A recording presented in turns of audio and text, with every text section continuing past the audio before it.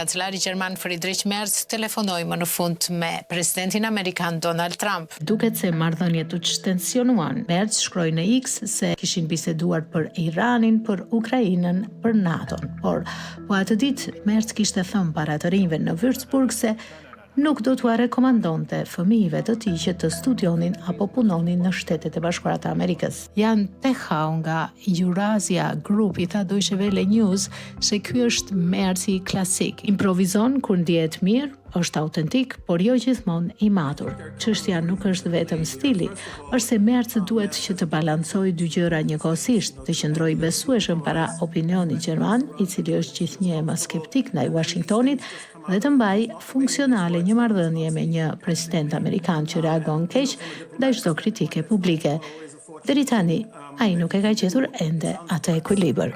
Në ceremoninë e çmimit të Kalit të Madh ku u nderua ish-presidenti i Bankës Qendrore Evropiane Mario Draghi, ai u përgjigj drejt për drejt një propozimi të Kremlinit. Putini kishte sugjeruar ish-kancelarin Gerhard Schröder si ndërmjetësh për bisedimet me Ukrainën. Kancelari Friedrich Merz i tha këtij propozimi përfundimisht jo. Ne evropianët vendosim vetë se kush flet në emrin ton, askush tjetër. Schröder, i cili ka mbajtur lidhje të ngushta me Moskën dhe pas pushtimit të Ukrainës, është figurë thellësisht kontroverse në Gjermani. Ky ishte një mesazh i dyfisht, njëkohësisht për Moskën, por edhe për Washingtonin. Në këtë aktivitet merrte pjesë dhe kryeministri i Shqipërisë Edi Rama, jo mysafir i rastësishëm në Aachen 2 vjet më parë.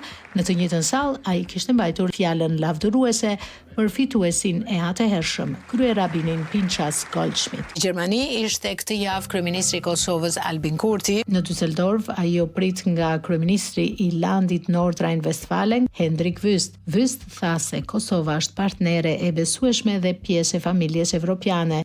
Kurti vazhdoi vizitën e tij dhe në Köln ku mori pjesë në konferencën ndërkombëtare Future Industry Minds, diaspora dhe ekonomia si ura afatgjate me Gjermaninë, ku Kosova merrte pjesë për herë të parë si vend partner. Për herë të parë në historinë e Gjermanisë, një migrant me prejardhje turke bëhet kryeministër i një landi goxha të rëndësishëm.